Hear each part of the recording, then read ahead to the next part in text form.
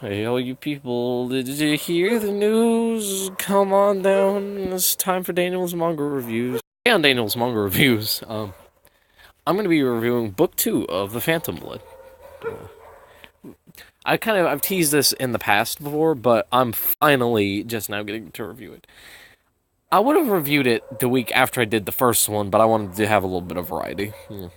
Keep it interesting. If you remember last time, when I reviewed part 1 of this book, Jojo and Dio were really getting into it. They were just now fighting. Dio killed Jonathan's dad, and Dio had also put on the stone mask, so he's a vampire now. Shit's hitting the fan. The police who were there got killed. Speedwagon has a broken arm. Everything's kind of messed up. But before I even talk about that, why the hell does this guy have a belt on his fucking arm? Is the jacket too loose from there? Genuine question. I know all JoJo characters are eccentric, but I was just curious. Dio and JoJo are fighting. It gets pretty intense. The problem is Dio being a vampire, he has the ability to regenerate. So a lot of Jonathan's attacks, like the spear attack he does here, don't really do much. They just kind of go through his hand here, and Dio shakes it off like an asshole. Oh, and another thing, shut the fuck up! God, I'm trying to record a video here, asshole. What happens later is the Joestar estate catches fire, and Speedwagon is left in there. Jonathan goes to save him, and Dio's there. Jonathan starts hatching a plan to defeat Dio. That plan being, he thinks the fire is going to weaken him to the point where his regeneration isn't as effective. It'll at the very least incapacitate him. Jonathan, they get into a big tussle. They wind up falling from the really high flight of stairs in the Joestar state, and Dio gets impaled inside the burning building. Jonathan leaves him there and proceeds to break out. He wins this fight. I meant to say his regeneration isn't as powerful. Just so you know, if things kind of get weird and out of order, I'm sorry. I don't know what happened there. Anyway, so what happens is they get into a big tussle, Jonathan and Dio, and they fall down. They kind of just fall from a really high place. Dio gets impaled on a statue, and thanks to Jonathan, and Jonathan leaves him there in the burning building to die. Jonathan survives this encounter, and he and Speedwagon wind up in the hospital. Speedwagon gets some stuff for his broken arm. Jonathan, heals from his burn wounds, and he also has an encounter with Edna Pendleton. That his girlfriend that Dio kissed. After that, we have an encounter with Jack the Ripper, who posed as this one right here as a sort of date, if you would. And he's gonna kill her, obviously. But then things get even more interesting when a burnt figure on a wheelchair, who, spoiler alert, is Dio, decides to sort of acquire Jack the Ripper as an ally. What happens the day afterwards? At the former Joestar state, Jonathan is trying to find the stone mask, which Dio had. He and Edna decided to go for a walk, and they wind up encountering this guy, this weirdo in a hat.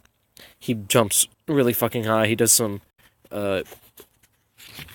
this really cool attack type thing towards Jonathan. And he reveals himself to be Baron Zeppeli. He's a master of this magic called Haman. So the attack is Zeppeli on Jonathan. Hit him in the gut, but it wasn't meant to harm him, as it actually was meant to heal him. Jonathan's arm wound up healing very quickly. His fractures were healed within like seconds, and according to him, there wasn't any pain left. It's pretty safe. Zeppeli reveals this magic, or really technique, to be called Sindo, which you control through breathing. There's a sort of big explanation here, which you may wish to pause and read, because I really don't want to read it off.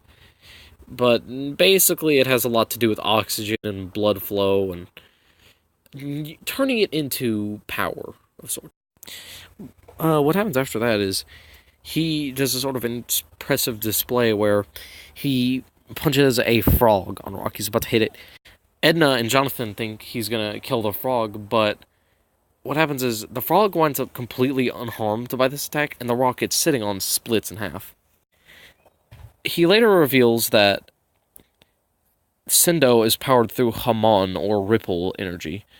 The energy rippled throughout the frog's body, which destroyed the stone, which is why the frog wasn't harmed.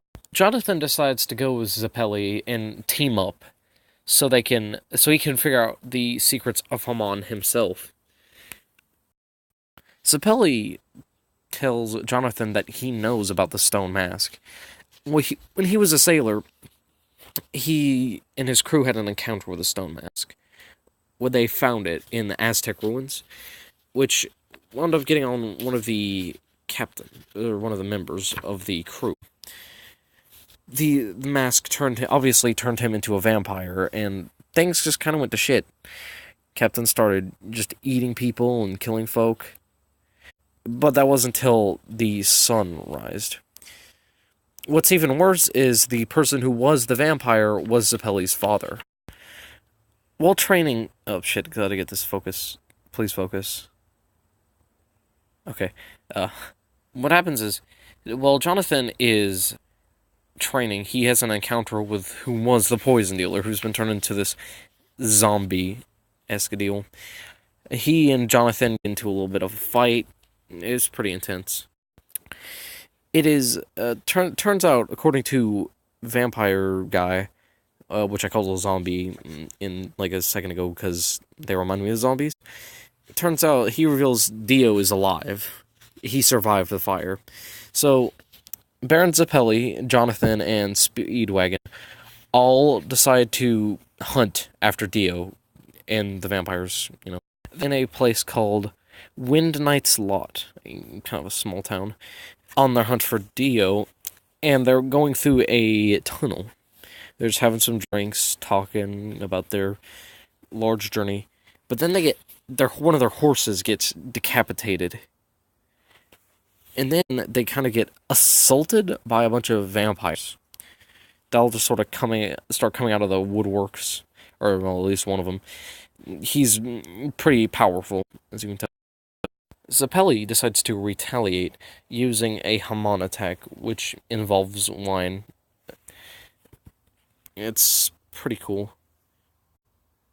Also, guy flexes his muscles so all the scalpels pop out, which is ridiculous and cool at the same time.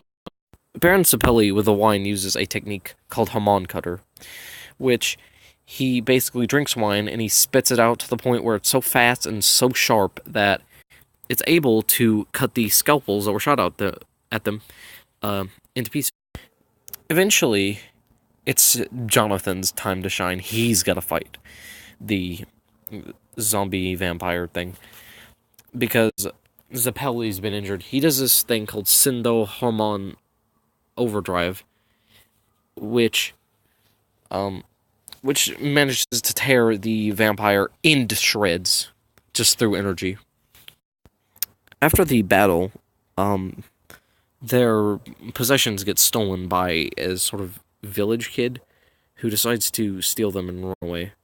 But, unfortunately for him, minor spoiler on that page, Zeppeli manages to catch up with him and get their stuff back using Hamon, which gives him a sort of a boost, which allows him to speed across the water. The kid tries to climb up a mountain, but then Jonathan winds up there and he uses his Hamon energy to destroy the mountain or rock he was climbing on, and the boy falls and Jonathan catches him.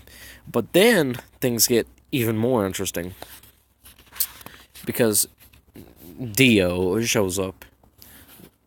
Yeah, he's there, not dead. Oh yeah. To make matters worse, Dio has an army of zombie Vikings at that, who are gonna back him up in this fight. And so Jonathan squares off against Dio. They fight the zombies and stuff. And I'm not even going to tell you any more about that. Because the fight and with Dio and Jonathan and zombies and Baron Zeppeli is so cool that me describing it probably wouldn't do it any justice. Also, once again, support the industry.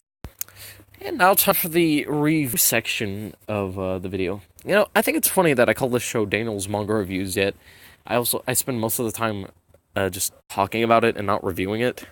But, yeah, to each their own. But, I'm obviously going to recommend this book. I mean, obviously. I recommended the first book. It's not like there's a huge jump in quality like Ultimates from last week. This book was really solid. Once again, good artwork, good story. What I kind of liked about this book more than the first one, there was a lot more action sequences, and those action scenes were really good. Really good. Everything in this book goes over really well, in my opinion. Zeppeli is cool, Haman is cool, Jonathan is cool. Even Speedwagon has some cool moments. What I also like about JoJo's as a series is it leaves me with a lot of questions, like, what is the extent Haman can be used to? What was the purpose of this stone mask originally? Who created the stone mask? Why can't the Weeknd feel his face when he's around me? Why does he love it? So many questions that I'm pretty sure they'll definitely get around to some of them, but you know, just a lot of questions. I'm gonna give this book a 5 out of 5. Pretty much all the JoJo stuff. I'm probably gonna give it a good rating because the just reading some of the plot lines to some of them, they just sound cool. JoJo's is a great series. So. Next week I'm gonna be reviewing, pardon me, The Goon, which is a a book about these guys in the 1930s who fight monsters. Yeah, I kind of had a stroke there, but I really don't feel like doing this again. Also, it's like negative 10 degrees out here, so, you know. Yeah, if you're watching this on YouTube, hit that like button, subscribe to my channel, I guess. I mean, do what you want to, but, yeah. That's the end of this review. See ya. Also, since he hasn't been in any episodes in a really long time, I'm gonna show you guys Rufus. Hey, Rufus, pay attention. Rufus, do a cool trick. I guess that was cool.